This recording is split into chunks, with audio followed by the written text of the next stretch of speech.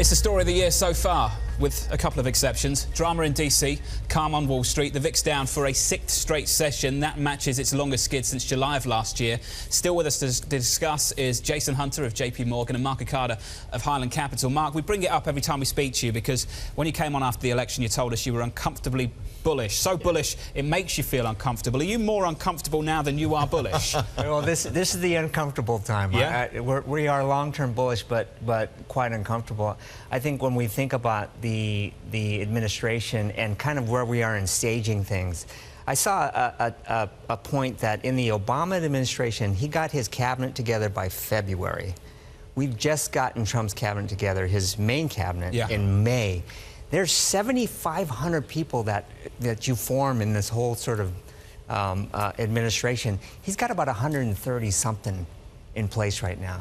So he didn't even have the people in place to get things moving, per se. And so I think the market got ahead of itself a little bit on some of this stuff. But long term, right, I'm still very bullish about deregulation, getting that in place.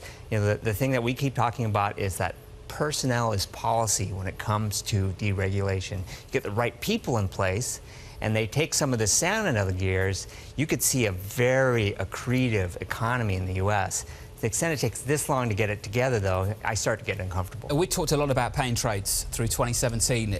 About halfway through the year, what is the pain trade of the year so far, given the huge consensus we had around several asset classes at the start of the year, relative to where we are now? Well, I would say it's really all different reflections of the same concept, and that's the U.S. reflation trade. In rates, we could see that in the 2s10s yield curve that we just discussed.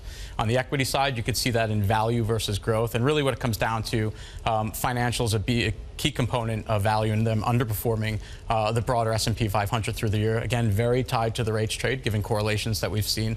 So across asset classes, you could see various different forms of the same concept. And at this point, all of that excitement after the election into December in the first quarter, a good chunk of that's been unraveled at this point. You can see it from the markets themselves coming back to levels and positions as well. 20 seconds on the clock, so it's got to be yes or no. The pain trades of 2017 in May, will they be the same pain trades in December?